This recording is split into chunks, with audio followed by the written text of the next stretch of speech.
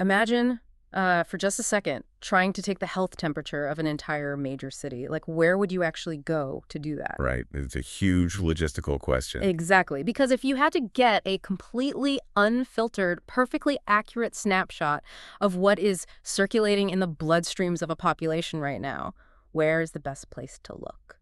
I mean, most people would probably guess a primary care clinic. Yeah, or maybe you'd think the government should just send out some massive national health survey in the mail, offering people $100 to fill it out and mail back a cheek swab. Which they do try, but there are massive blind spots there. Massive blind spots, because if you rely on those methods, you are going to completely miss the mark. They really are. So today's deep dive reveals why the absolute most accurate, raw view of urban health doesn't come from a quiet, scheduled doctor's appointment. Yeah. It comes from the chaotic, high-stakes, 24/7 environment of the emergency department. That's true.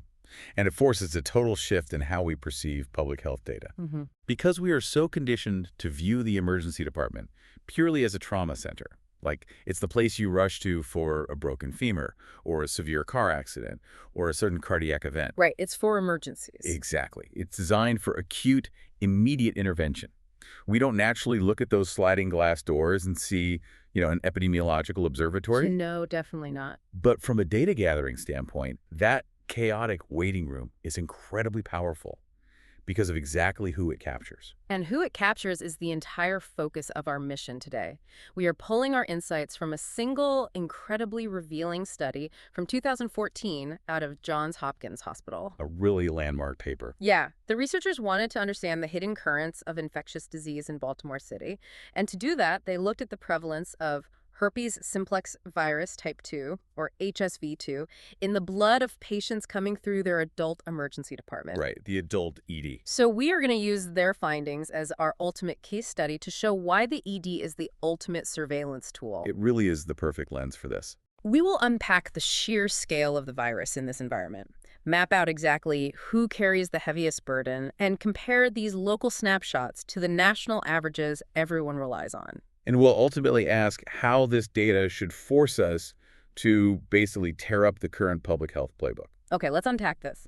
Because to really understand why this data completely breaks the scale of what we thought we knew, we have to start with the actual mechanics of the study itself. Yeah, the methodology here is key. This took place at the Johns Hopkins Hospital Adult Emergency Department in Baltimore City over a very specific window. Like a few months, right. Exactly, the summer of 2007. Specifically between June and September. And they ended up analyzing 3,408 unique patient blood samples. That is a lot of blood. It is, but the absolute genius of the study is in how they got those samples. This was what they call an identity-unlinked serosurvey. Okay, identity unlinked serosurvey. That sounds like some heavy medical jargon. It does, yeah? But the actual mechanism is fascinating.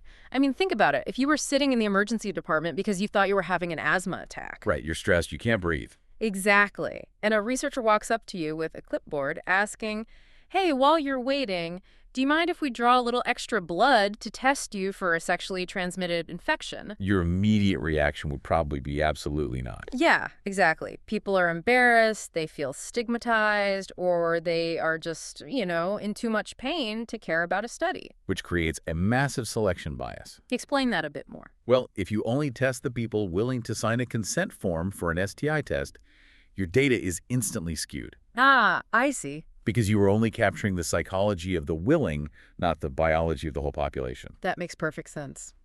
So an identity unlinked serosurvey completely bypasses that psychological barrier. When a patient arrives at the ED with chest pain or abdominal distress, the attending physician naturally orders a panel of blood work to diagnose the acute problem. Right, standard procedure. They need to know what's wrong right now. Exactly.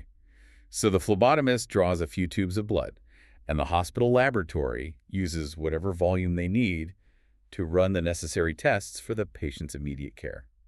But there's almost always leftover blood in those tubes, right? Like the remnant serum? Yes, the remnant serum. And normally that remnant serum is simply discarded as biohazard waste. They just throw it away. Just tossed in the red bin. Right. But in this study, instead of throwing it away, the laboratory diverted those remnant samples to the researchers. Wow. But, and this is a huge but, before the researchers ever touched the vials, a crucial ethical and logistical step occurred. The unlinking part. Exactly. Every single piece of identifying information was permanently stripped from the sample. No names, no addresses, no medical record numbers, zero dates of birth. They wipe the slate clean. They just leave the broadest demographic markers, right? Right. They keep the age bracket, gender, race, employment status, marital status, and the zip code. And by doing that, the Institutional Review Board can ethically waive the need for informed consent. Yes, because there is literally zero risk of a positive STI test ever making its way back to the patient's medical file or their insurance company. The anonymity is absolute. Which is amazing. And the scientific clarity you get from that absolute anonymity is just unmatched. It really is pristine data. By testing those 3,408 discarded vials, the researchers achieved a perfect, unadulterated cross-section of exactly who was walking through those doors that summer. No one opted out due to fear. No one lied on a questionnaire. It is just the raw biological truth of the waiting room. Yeah, it's undeniable. I kind of look at it like taking a geological core sample of the city. Oh, that's a good analogy. Think about the national health surveys the government mails out, or the data collected by a network of suburban family doctors. That data is really only scraping the topsoil. Right, because you're only surveying the people who are integrated into the healthcare system. Exactly. People who have stable mailing addresses, who trust institutions enough to fill out a health survey, or who have the time and insurance to schedule an annual physical. But the emergency department, That is the deep core sample. It plunges straight through the topsoil and captures the deep systemic reality of disadvantaged urban settings. it really captures the people who fall through the cracks everywhere else. Yeah. You have to look at where this is happening. The Johns Hopkins Adult ED is situated in a heavily minority community in inner-city Baltimore. For a massive portion of the surrounding population, consistent access to preventative health care simply does not exist. They just don't have it. Right. They do not have a primary care physician monitoring their baseline health year over year. So when they get sick or when a chronic condition becomes unmanageable, the emergency department becomes their de facto primary care provider. Which means if you want to know what is actually circulating in the community, like the hidden systemic infections that no one is getting treated for, you have to look at the blood of the people who rely on that safety net. Exactly. And this methodology isn't entirely new, actually. Oh, really? No. Urban ED surveillance has successfully tracked the prevalence of HIV, chlamydia, and gonorrhea in the past. Oh, so they've used this exact playbook before. They have, but by adding HSV2 to this established surveillance method, public health officials are trying to map an entirely different kind of invisible epidemic. And to ensure the data was pristine, the researchers set some pretty strict parameters, right? Yeah, very strict. Out of the thousands of vials processed, they only included patients 18 or older. Makes sense. Adult ED. And they rigorously scrubbed for duplicates. Like, if a patient visited the ED 3 times that summer for different issues, only their first blood draw was included. But you don't want to count the same person twice and skew the numbers. Right. And they also filtered out anyone with a home address outside the U.S. Because they wanted to look specifically at the local urban reality. Exactly. And just to paint a picture of who makes up this 3,408 person sample, the median age was about 45. Women made up slightly more than half the group at 54%. It was a predominantly non-Hispanic Black population coming in at over 67%. Which matches the surrounding neighborhoods. Right. And get this, nearly 60% of the people in this sample were unemployed. 3/4 of them were unmarried. And nearly a third of them walked into that hospital with absolutely no health insurance whatsoever.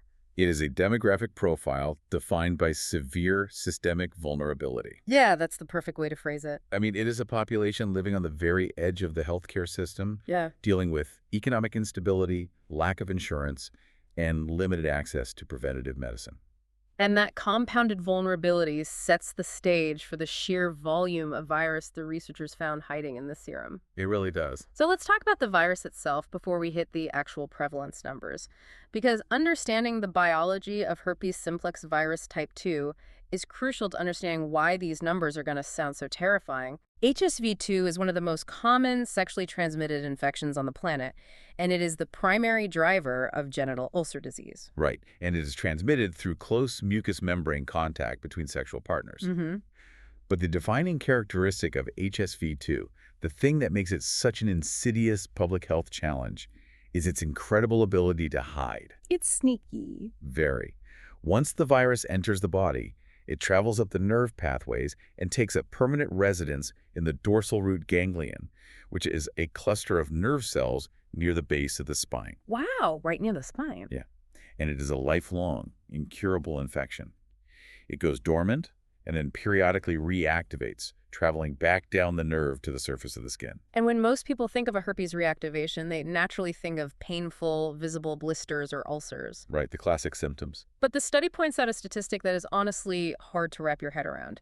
Nearly 90%, specifically 87.4% of the people in the United States infected with HSV-2 have absolutely no idea they have it. It's a staggering blind spot. I mean, how can a lifelong virus that causes skin ulcers go completely unnoticed by 9 out of 10 people carrying it? Well, because the vast majority of HSV-2 infections are subclinical. Subclinical meaning no symptoms. Essentially, yeah. When the virus reactivates and travels to the surface of the skin, it doesn't always cause a massive, painful blister.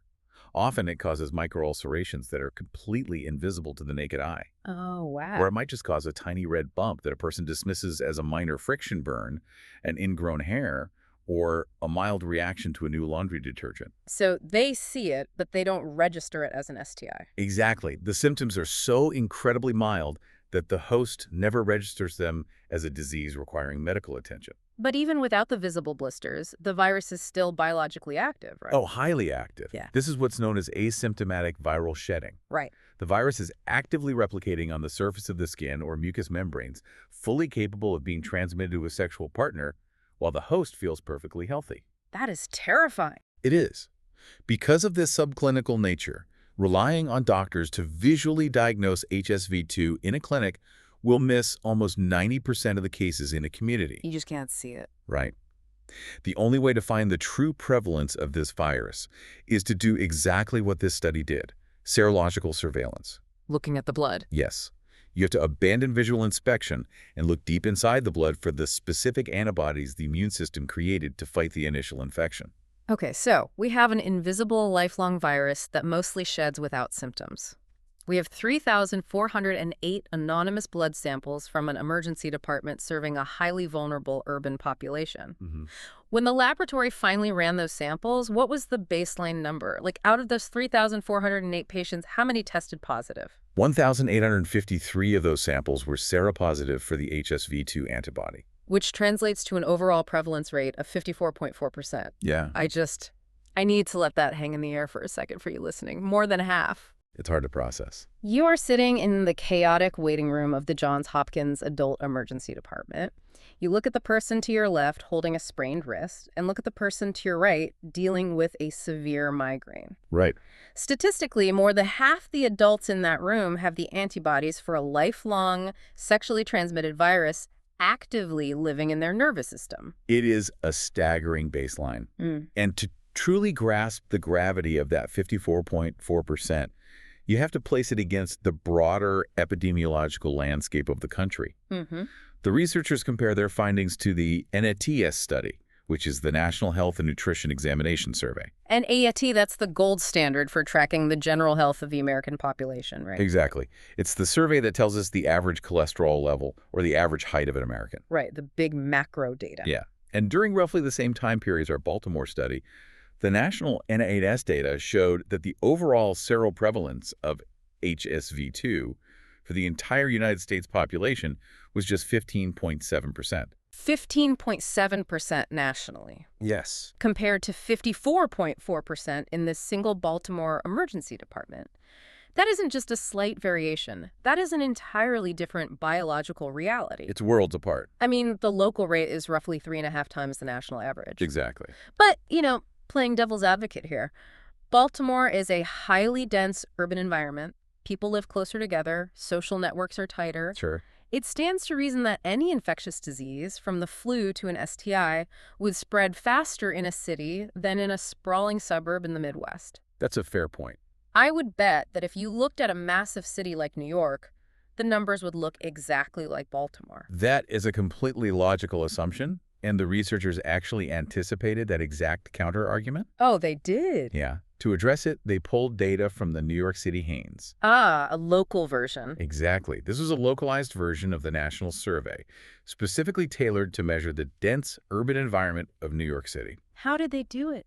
The NYC Haines didn't just look at clinic patients. They literally went door to door, drawing blood samples across the boroughs to get a true, unfiltered urban prevalence rate. Wow, door-to-door blood draws. So what did that New York City blood data show? The New York City overall HSV2 prevalence